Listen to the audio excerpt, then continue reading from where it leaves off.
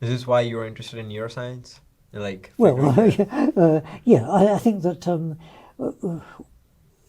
I tend to think, if I can just go slightly off subject, when I think about allegedly psychic phenomena, Right.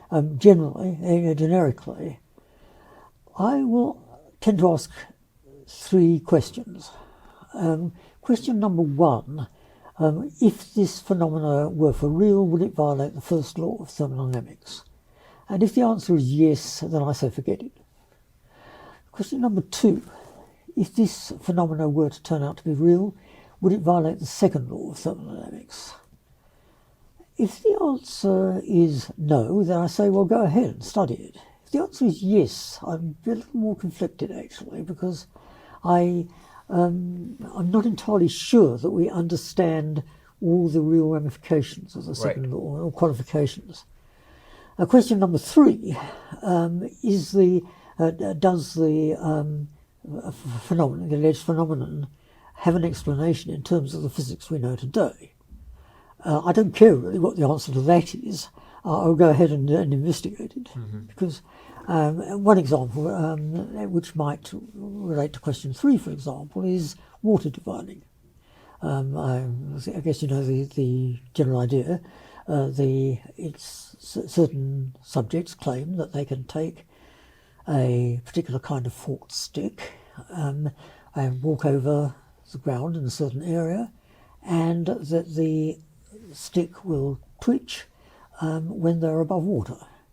And this is being taken sort of at least semi-seriously by some quite respectable people and organisations. I mean, for example, when the British Rail system wanted to build a line through a certain part of the North Downs in Surrey, they realised that that during World War One there had been lots and lots of bunkers, hidden subterranean bunkers built there, but they didn't know, they didn't have the records, they didn't know where these were, and they actually did employ some professional water diviners to walk over the ground and try to detect these.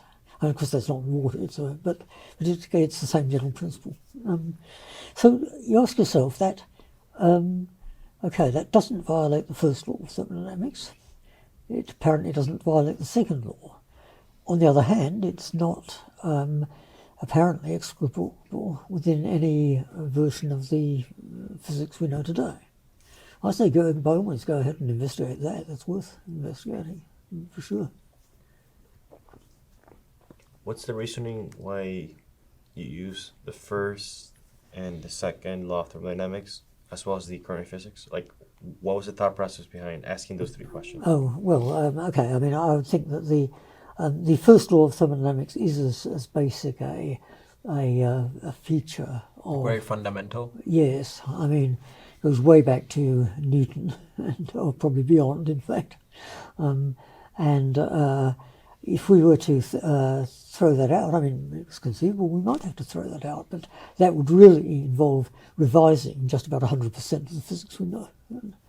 So, I think that's a priori pretty improbable that we're going to have to do that.